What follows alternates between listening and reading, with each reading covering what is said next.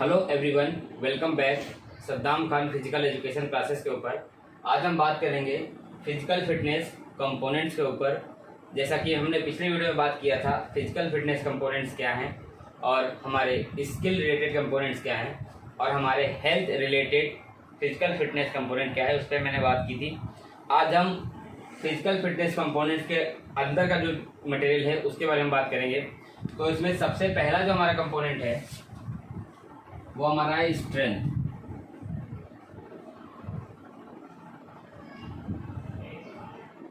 Strength को हम ताकत के नाम से भी जानते हैं, जिसको हम क्या बोलते हैं, ताकत भी कहते हैं। अब इसके बारे में हम जान लेते हैं स्ट्रेंथ क्या है। किसी प्रतिरोध के विरुद्ध, किसी प्रतिरोध के विरुद्ध,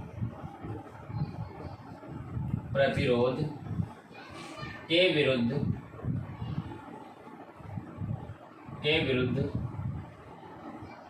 कार्य करने की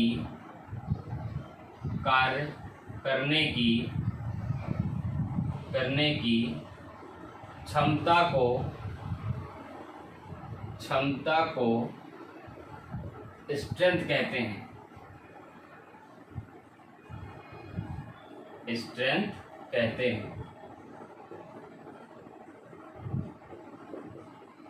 ठीक है। स्ट्रेंथ क्या है? किसी प्रतिरोध के विरुद्ध कार्य करने की क्षमता को स्ट्रेंथ कहते हैं। किसी प्रतिरोध के विरुद्ध कार्य करने की क्षमता को स्ट्रेंथ कहते हैं, ठीक है। ये हमारा हो गया ताकत मीन्स स्ट्रेंथ। अब हम बात करते हैं टाइप्स ऑफ स्ट्रेंथ की, ठीक है, मतलब स्ट्रेंथ के प्रकार, टाइप्स ऑफ स्ट्रेंथ। अगर टाइप्स ऑफ स्ट्रेंथ की हम बात करें तो हमारी दो टाइप की स्ट्रेंथ होती हैं। सबसे पहली जो हमारी स्ट्रेंथ होती है उसको बोलते हैं स्टैटिक स्ट्रेंथ। और जो हमारी दूसरी स्ट्रेंथ होती है उसको हम बोलते हैं यहाँ पर डायनामिक स्ट्रेंथ।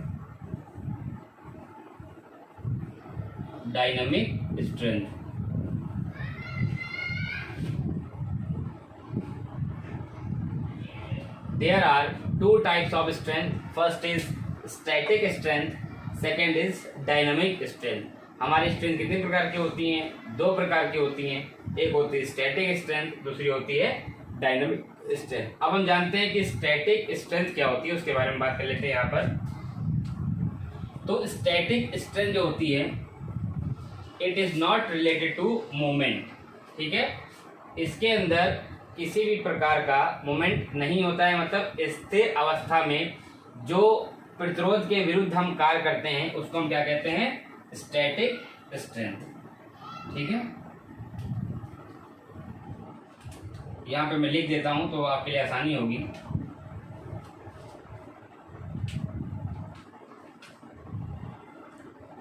स्थिर अवस्था में किसी प्रतिरोध के विरुद्ध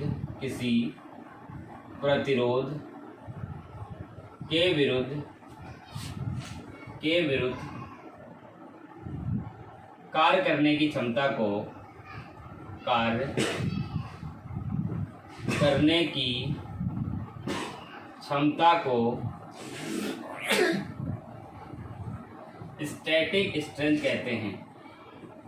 स्टैटिक स्ट्रेंथ कहते हैं।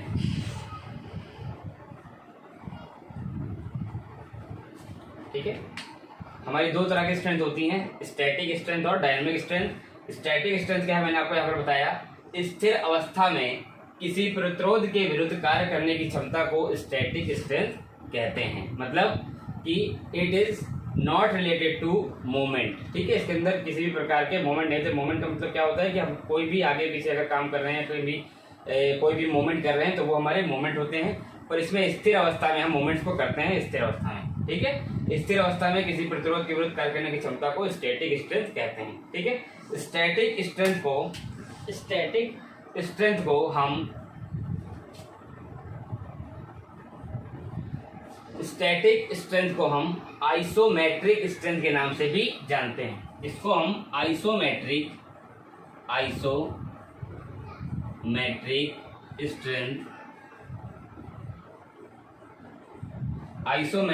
स्ट्रेंथ के नाम से भी जानते हैं, के नाम से जानते हैं।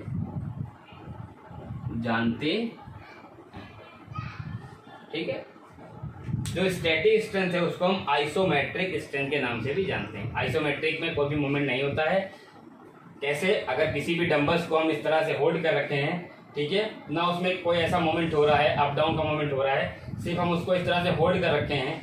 होल्ड करने के बाद भी यहाँ पर बॉडी में हमारे कोई भी चेंजेस नहीं आ रहा है, बाइसेप्स मसल से ट्राइसेप्स से कोई भी चेंज नहीं आ रहा है, पर टेंशन इसके अंदर हो रही है, टेंशन उत्पन्न हो रही है, तो हमारा ये क्या कहलाता है? आइसोमेट्रिक स्ट्रेंथ कहलाता है, आइसोमेट्रिक एक्सरसाइज कहलाती है। क्लियर? अब हम जानते हैं डायनेमिक स्ट्रेंथ के बारे में। ठीक है, अब हम दूसरा टाइप देखते हैं अपना, डायनेमिक स्ट्रेंथ।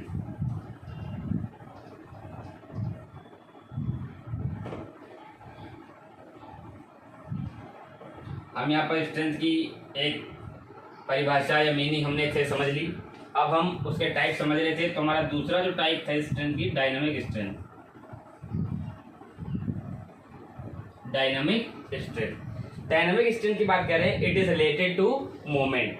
ये मोमेंट से संबंधित है, मतलब किसी भी गति मतलब अगर आप गति में हैं और उस टाइम अगर किसी प्रतिरोध के विरुद्ध अगर आप कार्य करते हैं तो वो क्या कहलाता है? हमारा डायनेमिक स्ट्रेंथ। अगर हम बात करें, it is related to moment. It is related to moment. ठीक है, अगर हम डायनेमिक स्ट्रेंथ की बात करें तो it is related to moment. ये मोमेंट से संबंधित है और इसको हम डायनेमिक स्ट्रेंथ को हम आइसोटोनिक स्ट्रेंथ के नाम से भी जानते हैं। आइसोटोनिक स्ट्रेंथ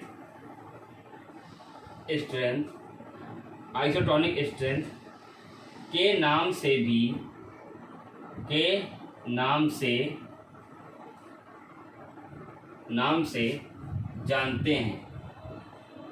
जानते हैं। ठीक है, it is related to moment और इसको आइसोटोनिक स्ट्रेंथ के नाम से भी जानते हैं। किसको हम? डायनेमिक स्ट्रेंथ को।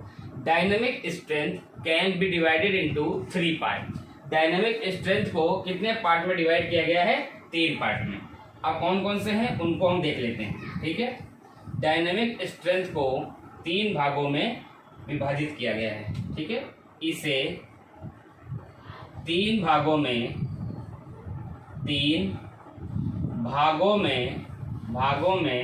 विभाजित किया गया है।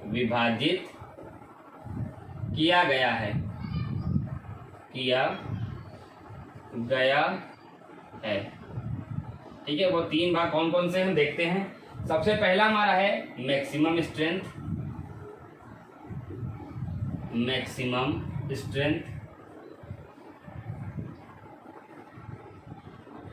दूसरा हमारा है एक्सप्लोजिव स्ट्रेंथ।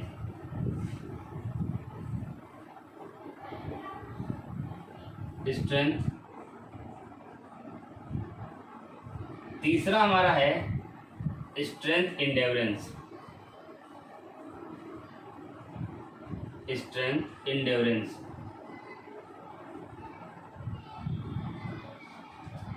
ठीक, dynamic strength can be divided into 3 part. Dynamic strength को हम 3 भागों में विभाजित करते हैं। सबसे पहला हमारा कौन सा है? Maximum strength.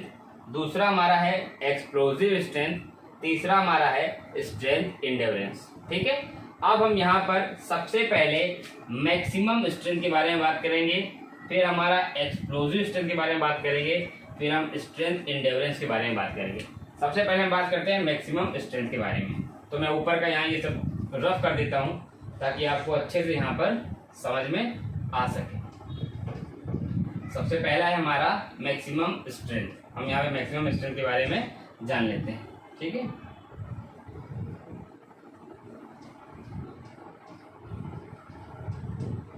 ठीक, सबसे पहला हमारा है मैक्सिमम स्ट्रेंथ। मैक्सिमम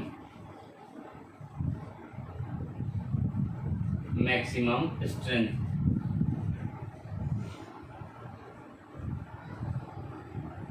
ठीक है। मैक्सिमम इसका होता है अधिकतम या अधिक, ठीक है। और स्ट्रेंथ इसका होता है ताकत, अधिकतम ताकत की हम बात करते हैं यहाँ पर, मैक्सिमम स्ट्रेंथ की बात करते हैं। तो मैक्सिमम स्ट्रेंथ का मतलब होता है अधिक प्रतिरोध के विरुद्ध, अधिक प्रतिरोध के विरुद्ध, प्रतिरोध के विरुद्ध, अधिक प्रतिरोध के विरुद्ध कार्य करने की क्षमता को, कार्य करने की क्षमता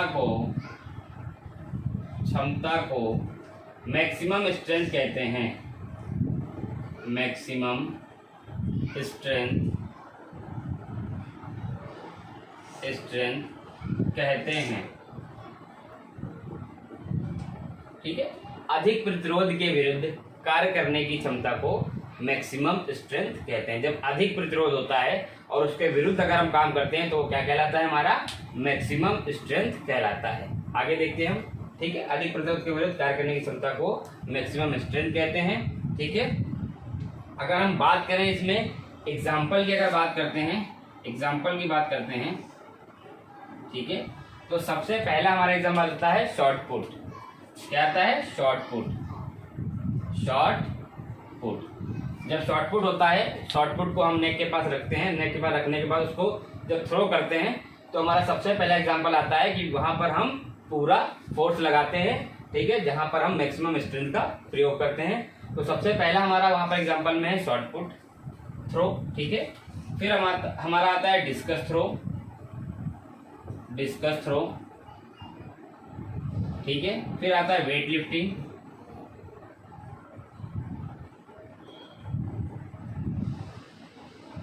वेट लिफ्टिंग में क्या होता है, आपको वेट उठाना पड़ता है, अधिकतम वेट उठाते हैं आप, तो अधिक प्रतिरोध के विरुद्ध कार्य करते हैं, तो भी हमारा किसके अंदर जाता है, मैक्सिमम स्ट्रेंथ के अंदर जाता है वेट लिफ्टिंग।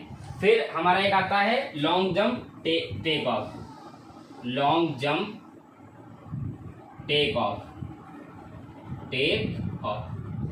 जो लॉन्ग जंप का टेक ऑफ बोर्ड होता है उस पर आप जैसे ही पैर रख के और लैंडिंग की तरफ, लैंडिंग एरिया में जब लैंडिंग की तरफ आप एयर में जाते हैं तो हमारा वहां पर मैक्सिमम स्ट्रेंथ काम करता है, ठीक है। ये इतनी चीजें इसके अंदर आती हैं। एग्जांपल की अगर बात करते हैं तो हमारा shot put, discus throw, weight lifting, long jump और हमारा इसके अंदर आता है लॉन्ग जंप टेक ऑफ, ठीक है। अगर इसमें हम इंटेंसिटी की बात करते हैं, ठीक है, तीव्रता, अगर हम इसमें इंटेंसिटी की बात करते हैं तो इसमें जो इंटेंसिटी होती है वो कितनी होती है, 99 से 100%, 99 से 100% इसके अंदर इंटेंसिटी होती है, ठीक है। ये भी जानना जरूरी है भाई। अधिक प्रतिरोध है ना, अगर मैंने उसको एक वेट दे दिया, मैंने बोला कि आपको 100 kg वेट उठाना है या 80 kg वेट उठाना है, तो वो अपनी मैक्सिमम ताकत लगाएगा, ठीक है।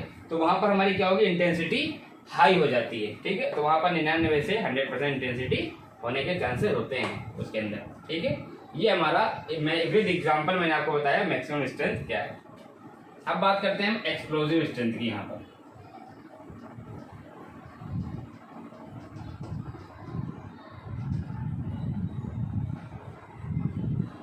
अब हम बात करते हैं अपना explosive strength number 2, explosive strength.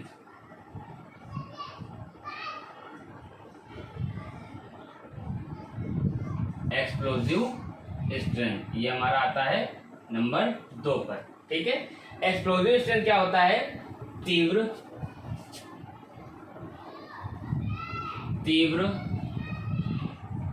गति के साथ किसी प्रतिरोध के विरुद्ध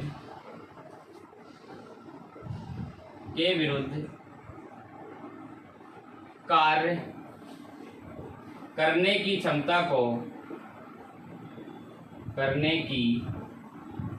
क्षमता को एक्सप्लोजिव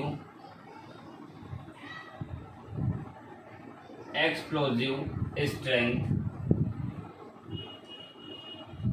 कहते हैं। ठीक है।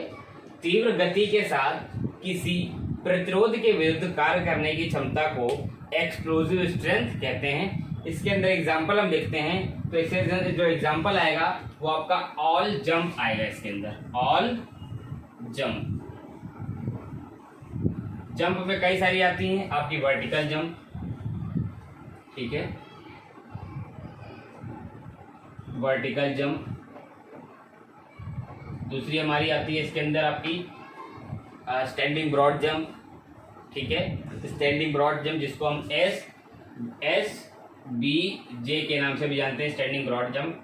फिर आपकी प्लायोमेट्रिक जंप या उसके अंदर बॉक्स जंप भी आती हैं। तो जितनी जंप्स हैं वो सब किसके अंदर आती हैं? एक्सप्लोजिव स्ट्रेंथ के अंदर आती हैं। अगर हमें एक्सप्लोजिव स्ट्रेंथ नापना है तो हम वर्टिकल जंप करा करके एक्सप्लोजिव स्ट्रेंथ को नापते हैं। क्लियर? तो ऑल जंप इसके अंदर आएंगी, जितनी भी जंप्स हैं वो किसके अंदर आएंगी? एक्सप्लोजिव स्ट्रेंथ के अंदर आएंगी। अगर इसके अंदर इंटेंसिटी की बात करते हैं तो इसके अंदर इंटेंसिटी जो रहती है वो 70 से 80% इंटेंसिटी इसके अंदर रहती है।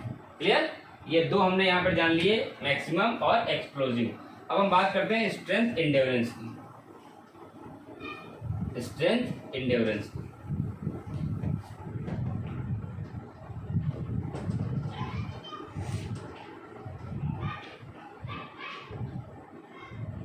तीसरा जो हमारा है उसको बोलते हैं स्ट्रेंथ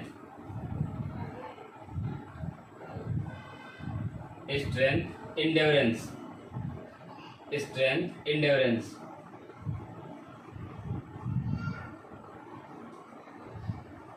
ठीक है, स्ट्रेंथ एंड्योरेंस, ठीक है, मतलब ताकत, सहनशीलता। स्ट्रेंथ एंड्योरेंस का मतलब होता है कि थकान की स्थिति में भी अगर किसी प्रतिरोध के विरुद्ध हम काम करते हैं तो हमारा वो क्या कहलाता है? Strength endurance. थकान की स्थिति में भी किसी प्रतिरोध के विरुद्ध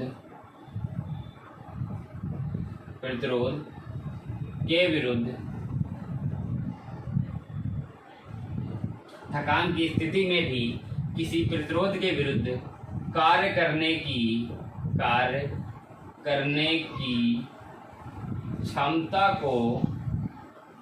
क्षमता को